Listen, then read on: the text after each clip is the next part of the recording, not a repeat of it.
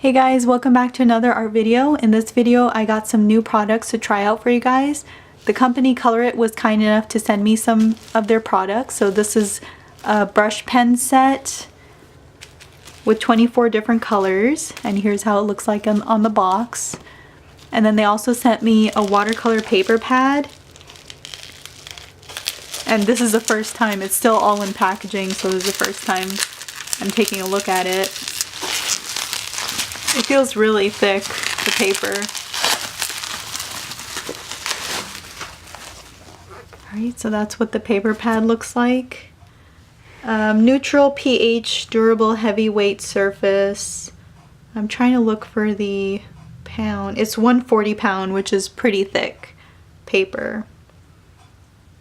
But it doesn't really say whether it's, it is cold press. It says right there. Alright. It has a very interesting texture. I do like how thick it is. It's very, very thick. Let me zoom in a little bit. Alright, so this is as close as I can get in terms of showing you guys how the texture looks. It's very smooth paper. I'm really excited to try these out with my oil pastels because a lot of cold press watercolor papers like have too much texture and it interferes, in my opinion, it interferes with the paint. So I don't like too much texture, and to me this is like the perfect amount of texture. There's really, really shallow horizontal lines and it just feels, it's really thick paper. It feels like it could just soak up a lot of paint. So I'm curious to try it out. Let's take a look at the markers now. So here's the brush pen set. Let's go ahead and open it up. I'm not sure if I'm doing it right. I think I am doing it right. I'm not sure.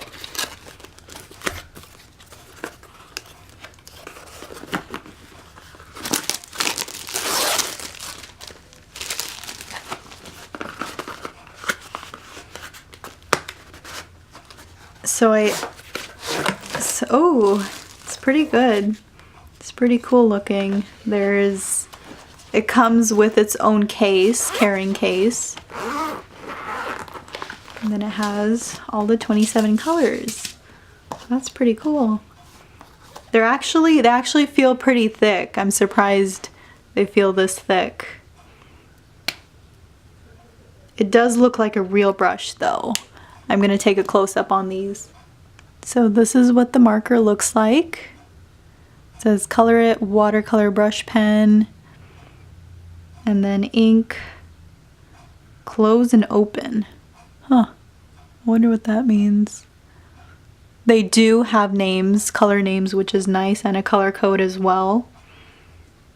So that's pretty cool. And then it's just it's a real brush pen.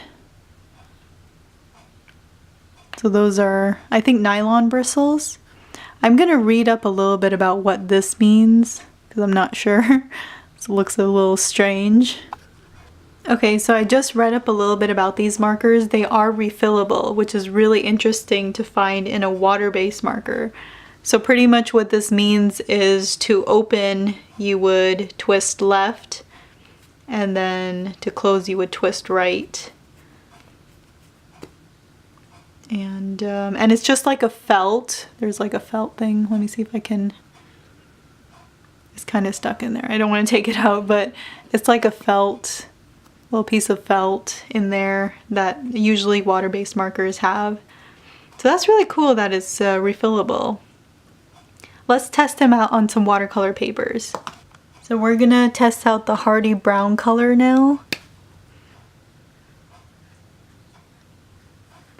You know what? I really love the thick barrel because I feel like it's a lot easier to handle when it's a little bit more thick.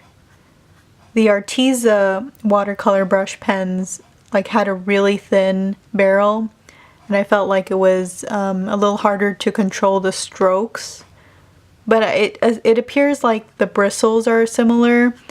I'm gonna test out each and every color because a problem I was having with the Arteza watercolor brush pens was that like there was like a random little hair that would kind of stray from the actual nib, and then it would just spread around the color like to random places. So I'm gonna make sure these brush pens don't have that problem. Alright, so we're back, but this time with the ColorIt watercolor paper they sent me. And you know how I like to do blending with my markers without the aid of a water brush or a blender pen. So I'm going to try and attempt to blend these three colors without using the aid of a water brush and see if it works pretty well. This is the darkest color.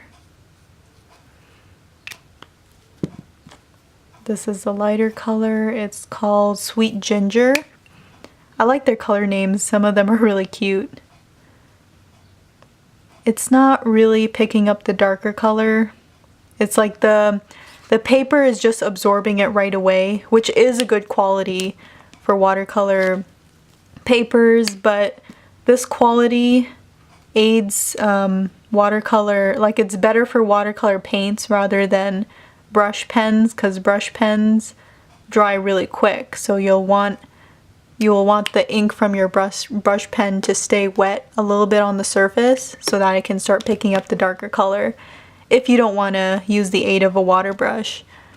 Okay, so now I'm gonna bring in a water brush and try to blend these together. Alright, so I brought my watercolor brush pen. This is the most narrow one I could find. And this was sent to me by Arteza.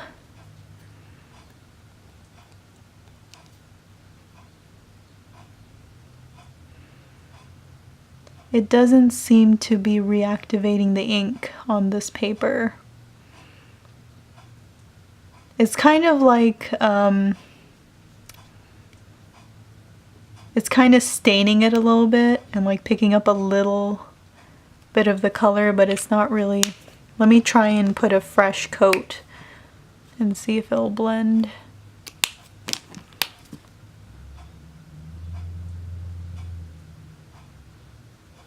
Yeah, I mean, it's the paper. It just soaks it up right away, so it's hard for the ink to continue on. So I moved back to my first watercolor paper just to see if it might be the paper that's making the markers perform this way.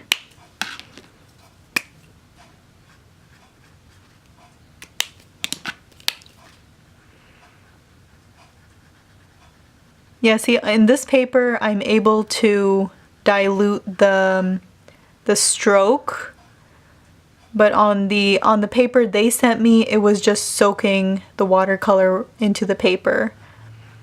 So, I mean, I could tell just by feeling the paper that it was very absorbent, so it's not much of a surprise. Although you could use that to your advantage, like a paper that soaks up a lot of the ink is good, and a paper that doesn't soak up all the ink is also good. It depends on like what you use it for and what kind of mediums. Like the darker colors are still hard to spread around, but they're harder to spread on the paper they sent me. Let me try a few different colors, see if they're having the same issue.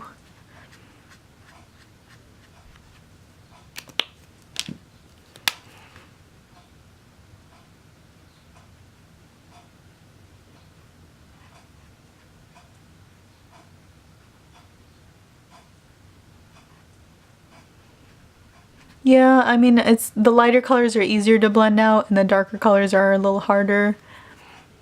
So this is how the color chart looks like from the back of the box, and I just realized that they sent me 2 Witty Raspberries by accident when I should have gotten 1 Faithful Fuchsia, or Fuchsia, I'm not sure how to pronounce that. But this is how they ended up looking. I'm gonna zoom in a little bit.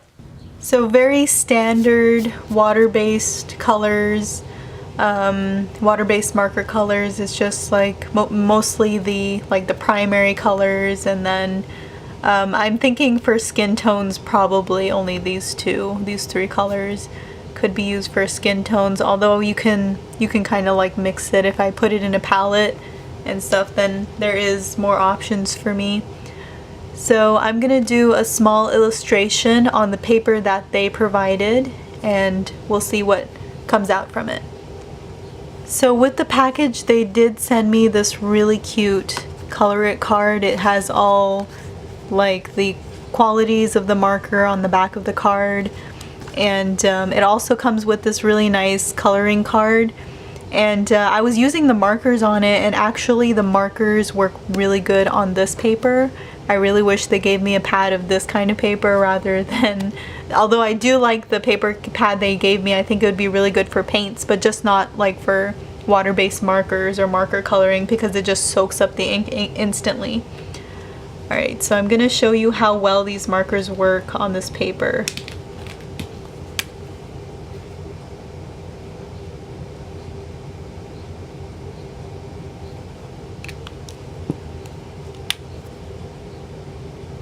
See, the water brush just takes the entire color. It's just really cool.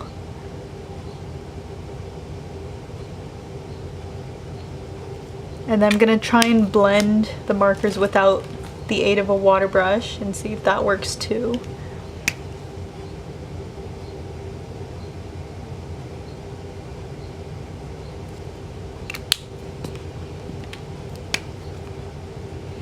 Oh yeah, that does work too. Only on this paper though. It's really interesting.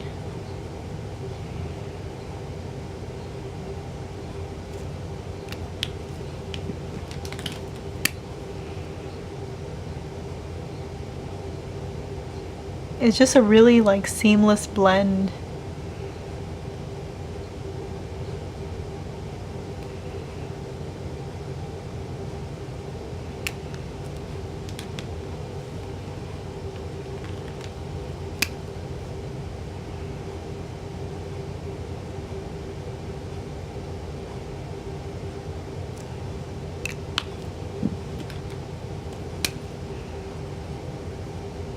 Yep, it doesn't matter what colors you're trying to mix together, just it all mixes really well on this paper.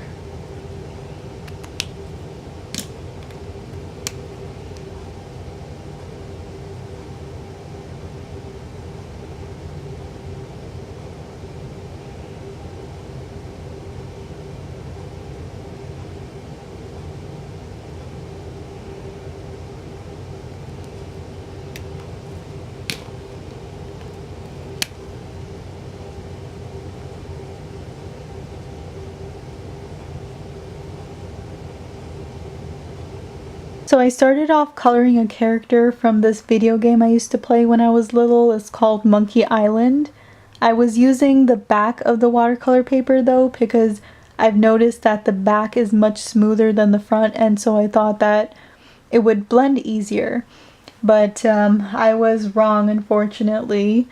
The back was just as absorbent as the front, and it was really challenging to spread the ink from the watercolor markers, and it was hard to control the brush tip. Like, I didn't have that problem that I was having with the Arteza brush pens, where there's like a random like loose hairs falling out from the brush while I'm painting with it. I didn't have that problem with these markers, but the tip was just, I don't know if I'm not used to it, but it just like flings the ink in certain places.